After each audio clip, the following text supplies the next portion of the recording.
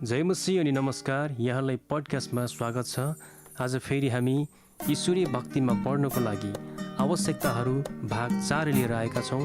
सुनिदिनुहोला, सुनेर आशिषित हुनुहोस्। सबैलाई हाम्रो प्रभु येशू ख्रीष्टको नाममा जय मसीह र शान्ति तिमीलाईको पडकास्टमा हार्दिक स्वागत छ।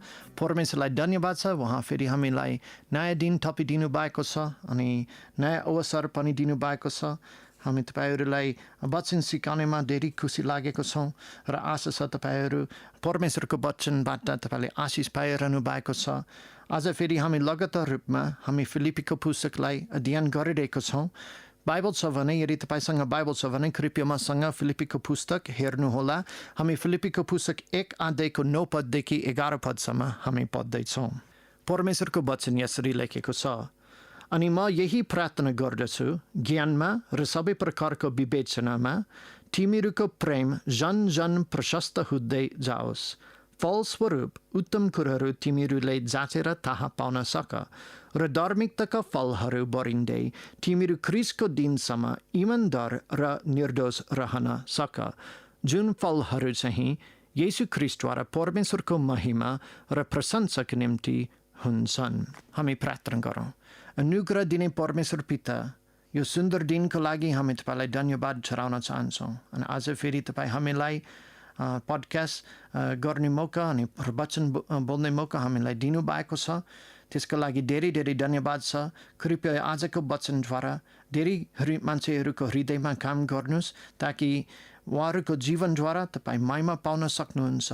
सिकाउनको लागि मलाई सहायता गर्नुहोला र कृपया हाम्रो सबै सुन्ने साथीहरूको हृदयमा काम गर्नुहोस्, उहाँहरूलाई समझ दिनुहोस्, ताकि उहाँहरू यो वचन सुनेर आशिष पाउन सक्नुहुन्छ र तपाईँलाई महिमा दिन सक्नुहुन्छ।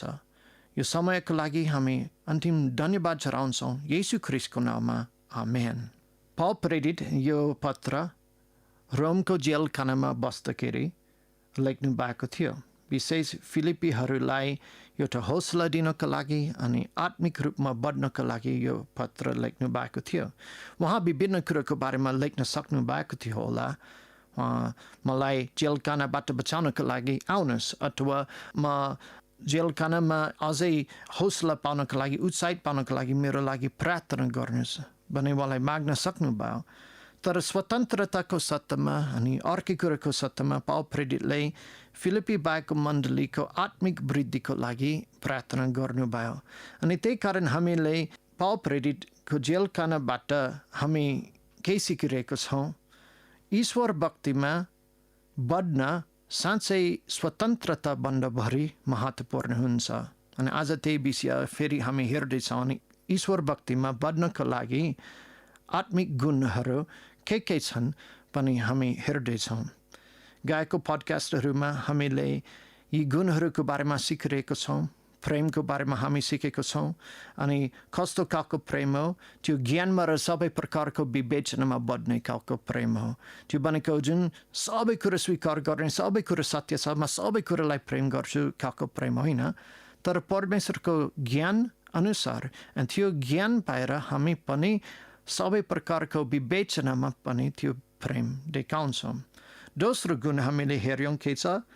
उत्तमता। उत्तमता यो भनेको दुईटा असल कुराहरूको बिचमा मूल्याङ्कन गर्ने अथवा जाँच्ने, उत्तम कुराहरू जाँचेर थाहा पाउन, त्यही पौल प्रेरितको प्रार्थना विषय थियो। अनि यो भनेको हाम्रो क्रिस्चियन जीवनमा परमेश्वरलाई सेवा गर्नको लागि मात्र हामी उत्तम कुरा हामी खोज्दैनौँ होइन, तर सबभन्दा उत्तम, सबभन्दा बेस्ट कुरा हामी खोज्छौँ, ताकि हाम्रो जीवनद्वारा हामी सबभन्दा असल तरिकाले हामी उहाँलाई महिमा दिन सक्छौँ। हामी अर्कै विशेषता हामी हेऱ्यौँ, इमान्दारीपन र निर्दोष रहनेको बारेमा। अनि जब हामी उत्तम कुरा हामी थाहा पाउँछौँ, त्यसपछि हामीलाई निर्णय गर्नुपर्छ कि म त्यसमा पछाउँछु कि देखावटी रूपमा म जीवन जिउन मन लाग्छ। अब इमान्दारी भनेको परमेश्वर हाम्रो हरेक जीवनको क्षेत्रहरू, हरेक जीवनको भागहरू हेर्न सक्नुहुन्छ अनि केही थाहा पाउन सक्नुहुन्छ। हरेक जीवनको क्षेत्रमा उहाँको महिमाको लागि हामी सबभन्दा बेस्ट, हामी सबभन्दा उत्तम कुरालाई रोजेको छौँ। र आजको पडकास्टमा हामी अझै दुईवटा नयाँ कुराहरू हामी हेर्दैछौँ। हामी धार्मिकताका फलहरू भरिँदै अनि यसको साथसाथै परमेश्वरलाई महिमा दिने। हामी 10 पद हामी हेर्छौँ। 10 पद यसरी लेखेको छ, फलस्वरूप उत्तम कुराहरू तिमीहरूलाई जाँचेर थाहा पाउन सक र धार्मिकताका फलहरू भरिँदै तिमीहरू ख्रिस्टको दिनसम्म इमानदार र निर्दोष रहन सक। त्यहाँ हामी देख्छौँ धार्मिकताका फलहरू भरिँदै। ईश्वरीयको प्रेमले आत्मिक उत्तमता बनाउँछ अनि आत्मिक उत्तमताले इमानदारीपन बनाइदिन्छ अथवा इमानदारीपन आत्मिक उत्तमतामा आधारित छ। अनि इमानदारीपनको एउटा परिणाम के छ? धार्मिकताका फलहरू हुन्। जुन शब्द भरिँदैको शब्द यो भनेको जे कुरा मात्र भूतकालको समयमा भएको छ त होइन, त्यो भनेको बढ्यो होइन। यो शब्द के लेखेको छ? भरिँदै। त्यो भने जुन कुरा भूतकालमा पहिलाको समय भएको थियो अनि आजकलमा लगातार रूपमा अगाडि पनि जान्छ। सो भरिँदै त्यो भनेको आज म धार्मिक फलहरू फलाउँदैछु अनि भोलि निको फर्सी पनि म धार्मिक फल फलाउनेछु। यो भनेको जब हामी परमेश्वरको नयाँ आसनभन्दा अगाडि, उहाँको कृपा आसनभन्दा अगाडि हामी उभिएर हामी उहाँलाई उत्तर दिनुपर्छ। हामी के गर्छौँ? हामी धार्मिकताका फलहरूले भरिँदै त्यहाँ उभिनै पाउन सक्छौँ। यो एउटा ईश्वरीयको काम हो जो कहाँबाट आएको छ? प्रेम, उत्तमता र इमानदारीपनबाट आएको छ। पुरानो करारले यही प्रकारले सिकाउँछ। हितोपदेशको पुस्तक 11 अध्यायको 30 पदमा धर्मी जनको फल जीवनको रुख हो अनि जस्तै आत्माहरू जित्छ ऊ बुद्धिमान हो। सो अहिले हामी देख्न सक्छौँ धर्मी जनको फल जीवनको रुख हो है। सो अहिले त्यही पदलाई सम्झाउनुहोस् अनि हामी नयाँ करारमा हामी पनि हेर्छौँ। याकोबको पुस्तकमा यसरी लेखेको छ, याकोबको पुस्तक 3 अध्यायको 18 पद, अनि मेलमिलाप गराउनेहरूको निम्ति धार्मिकताको फल मेलमिलापमा छरिन्छ। पौल प्रेरितले रोमीको पुस्तक धार्मिकताको फलको बारेमा यही प्रकारले व्याख्या गर्नुभयो। रोमीको पुस्तक 1 अध्यायको 13 पदमा, अब भाइहरू हो जसरी मैले अरू जातिहरूको बिचमा फल पाउँथे त्यसरी नै म तिमीहरूको बिचमा पनि केही फल पाऊँ भने हेतुले मैले धेरैपल्ट तिमीहरू कहाँ आउने सङ्कल्प गरेँ। यस कुरोमा तिमीहरू अनजान रहेको म चाहदिनँ, तर मलाई अहिलेसम्म पनि बाधा छ। यी तीनवटा उदाहरणहरू के देखाउँछ? धार्मिकताका फल भरिँदै अथवा धार्मिकताको फल के छ? यो सुसमाचार सुनाउनेको परिणाम हो होइन। त्यहाँ हामी देख्छौँ जीवनको रुख अनि सुसमाचार सुनाउने काम। त्यसपछि याकोबको पुस्तकमा हामी त्यही देख्न सक्छौँ मेलमिलाप छरिन्छ होइन। मेलमिलाप चर्ने भनेको सुसमाचार सुनाउने होइन त। रोमीको पुस्तक 1 अध्यायको 13 पदमा पौल प्रेरितले केही आशा गर्नुभयो। उहाँ अन्य जातिहरूको बिचमा त्यो फल पाउनु भएको थियो भनेको सुसमाचार सुनाइसकेपछि मान्छेहरू मुक्तिमा आयो अनि त्यो एउटै आशामा उहाँ पनि रोममा आउन मन लागेको थियो होइन। सो त्यसकारण धार्मिकताको फलको पहिला फल चाहिँ के हो त? जब हामी प्रेमसाथ हामी सुसमाचार सुनाउँछौँ अनि मान्छेहरू येशू ख्रिस्टमाथि विश्वास गर्छन् अनि त्यसपछि परमेश्वरले त्यो नयाँ विश्वासीको परिवर्तन भएको जीवनबाट उहाँ प्रेम, उत्तमता अनि इमानदारीपन पाउन सक्नुहुन्छ जसको अन्तत के छ? परमेश्वरको महिमा। गलातीको पुस्तक 5 अध्यायको 22देखि 23 पदले यही प्रकारले देखाउँछ यी फलहरू। तर आत्माको फल हो प्रेम, आनन्द, मेलमिलाप, सहनशीलता, कृपा, भलाइ, विश्वास, नम्रता, संयम। यस्ता कुराहरूको विरुद्धमा कुनै व्यवस्था नै छैन।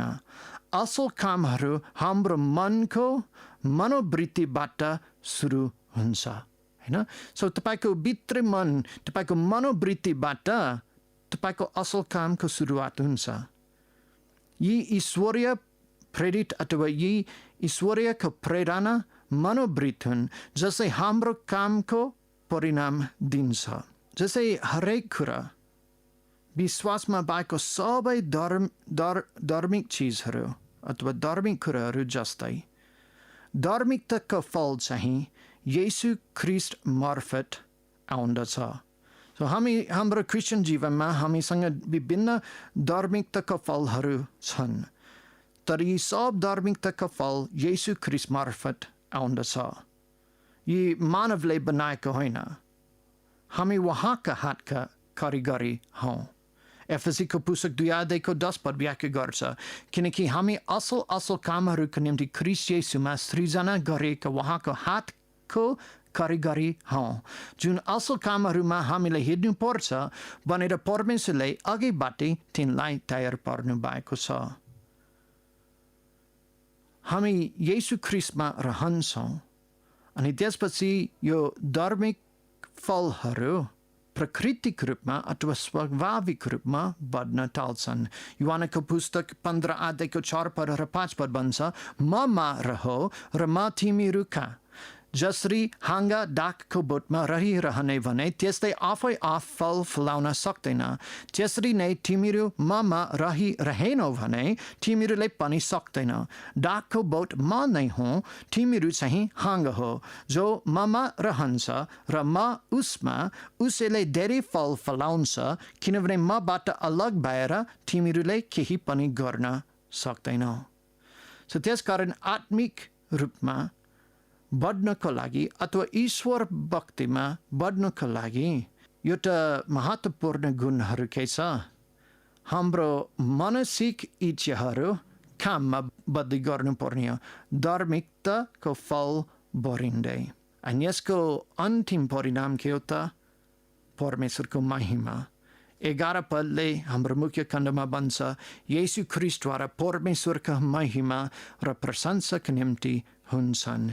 येशूले यूहन्नको पुस्तक 15:8 भन्नुभएको थियो, तिमीहरूले धेरै फल फलायो भने यसैमा मेरो पिताको महिमा हुनेछ र तिमीहरू मेरो चेला हुनेछौ। परमेश्वरले उहाँको आफ्नै महिमाको लागि हामीलाई फलदायक बनाउनुहुन्छ। पहिलो कोरिन्थीको पुस्तक 10:31 हाम्रो मुख्य कारण व्याख्या गर्छ, यस कारण चाहिँ तिमीहरू खाऊ, चाहिँ पिऊ, चाहिँ तिमीहरू जेसुकै गर, सबै कुराहरू परमेश्वरको महिमाको निम्ति गर। त्यही कारणको लागि, यो कारणको लागि परमेश्वरले तपाईँलाई मुक्ति दिनुभएको छ। तपाईँको हराएको उद्देश्य पूर्ण स्थापना गर्नको लागि परमेश्वरले तपाईँलाई मुक्ति दिनुभयो। मेरो हराएको उद्देश्यलाई पूर्ण स्थापनाको लागि परमेश्वरले मलाई पनि मुक्ति दिनुभएको छ। एफएसीको पुस्तक 1:10 राम्रोसँग व्याख्या गर्छ, समयहरू पुरा भएपछि प्रबन्ध मुताबिक उहाँलाई सबै कुराहरू अर्थात् स्वर्गमा भएको कुराहरू र पृथ्वी माथि भएको कुराहरू ख्रीष्टमा एकत्र गर्नुहुन्छ। उहाँमा, जसमा हामीले पैतृक सम्पत्ति पनि पाएको छौँ, हामी जो सबै कुराहरू आफ्नै इच्छाको सल्लाह मुताबिक गर्नुहुनेको सङ्कल्प अनुसार पहिल्यै ठहराएको छौँ। यो उद्देश्यले कि हामी जसले ख्रीष्टमा पहिल्यै भरोसा राखेको छौँ, हामी चाहिँ उहाँको महिमाको प्रशंसाको कारण हौँ। उहाँमा नै तिमीहरूलाई सत्यताको वचन अर्थात् तिमीहरूको मुक्तिको सुसमाचार सुनेपछि भरोसा गर्यौ। उहाँमा नै तिमीहरूको विश्वास गरेपछि प्रतिज्ञाको पवित्र आत्माले तिमीहरू छाप मार्यो, जुन आत्मा चाहिँ किनिएको सम्पत्तिको छुटकाराको समयसम्म हाम्रो पैतृक सम्पत्तिको बहिना हुनुहुन्छ, उहाँकै महिमाको प्रशंसाको निम्ति। यदि हामी ईश्वरीय अथवा ईश्वरीयपन हाम्रो जीवनमा हामी पछ्याउँछौँ, त्यसलाई खोज्छौँ। तर यसको अन्तिम परिणाम परमेश्वरको महिमा छैन भने हामी मात्रै देखावटी भएको छौँ, कपटी पाएको छौँ अनि हामीले लक्ष्य हराएको छौँ। किन हामी धार्मिकताको काममा बढ्न चाहन्छौँ, अगाडि बढ्न चाहन्छौँ, ताकि यी धार्मिकताको कामद्वारा परमेश्वरको नाउँलाई महिमित हुन्छ, परमेश्वरको नाउँलाई महिमित पारिन्छ। हाम्रो आफ्नै नाम होइन, हाम्रो आफ्नै इज्जत होइन। ईश्वर भक्तिमा बढ्नका लागि आवश्यक गुणहरू यी हुन्। प्रेम, कस्तो खालको प्रेम? ज्ञान र विवेचनामा देखाउने खालको प्रेम। दोस्रो कुरो चाहिँ उत्तमता। तेस्रो कुरो चाहिँ इमान्दारी अथवा निर्दोष रहने। चौथो कुरो चाहिँ धार्मिकताको फल बढिँदै, जसको अन्तिम परिणाम के हो त हाम्रो जीवनमा परमेश्वरलाई महिमा दिने हो। पावल प्रेरितले थाहा भयो आफ्नै बौद्धिक स्वतन्त्रताभन्दा बढी ईश्वर भक्तिमा बढ्नै महत्त्वपूर्ण छ। के तपाईँको लागि के महत्त्वपूर्ण छ? ईश्वर भक्तिमा अथवा तपाईँको आफ्नै स्वतन्त्रता? आजकल हो साँच्चै मान्छेले स्वतन्त्रता येशू ख्रीष्टमा छ भन्ने दावी गर्छन् अनि त्यो एकदमै सत्य हो, होइन? तर जुनसुकै कुरा गर्नका लागि होइन, तर उहाँको आज्ञा मान्नका लागि हामी स्वतन्त्रता पाएको छौँ ताकि हामी उहाँलाई महिमा दिन सक्छौँ। अनि त्यही हाम्रो बौद्धिक स्वतन्त्रताभन्दा बढी महत्त्वपूर्ण हुन्छ। आजको पडकास्ट सुन्नलाई धेरै धेरै धन्यवाद छ। आशा छ तपाईँ आशिष पाउनु भएको छ। यदि तपाईँको कुनै प्रश्नहरू छ भने अथवा कुनै प्रार्थना विषयहरू छ भने हामी तपाईँबाट सुन्न चाहन्छौँ। यो समय सक्ने बित्तिकै हाम्रो भाइलाई तपाईँहरूलाई हाम्रो इमेल एड्रेस बार्नुहुन्छ अनि तपाईँ त्यो इमेल एड्रेस हामीलाई सम्पर्क गर्न सक्नुहुन्छ अथवा तपाईँ हामीलाई फेसबुकमा पनि सम्पर्क गर्न सक्नुहुन्छ। शान्ति तिमीलाई पडकास्ट तपाईँ फेसबुकमा सर्च गर्न सक्नुहुन्छ र हाम्रो एउटा चित्र तपाईँले देख्न सक्नुहुन्छ, नेपालको झन्डा अनि यसको साथै एउटा डुकुर छ। भेटाउन सजिलो हुन्छ र हामीलाई सम्पर्क गर्नुहोस्। हामी तपाईँबाट सुन्न चाहन्छौँ अनि तपाईँको लागि प्रार्थना गर्न चाहन्छौँ। अनि यदि तपाईँको कुनै प्रश्नहरू छ, सकेसम्म हाम्रो क्षमता अनुसार हामी बाइबलबाट तपाईँलाई उत्तर दिने हामी हाजिर छौँ। सुन्नलाई धन्यवाद छ। सबैलाई जय मसीह। आजको वचनले यहाँहरूको हृदयमा पक्कै पनि इमान्दारिता र निर्दोषपन्थाको आवश्यकता कति छ भन्ने कुरा हामीले जान्न पाएका छौँ। यसबारे अझ धेरै जानकारीको लागि हाम्रो इमेल ठेगाना यस प्रकार छ, santitiमीलाई@sachosantiministry.org मा पनि सर्च गरेर सुन्न सक्नुहुनेछ। सुनिदिनु भएकोलाई धन्यवाद। यहाँ सबैलाई जय मसीह अनि नमस्कार।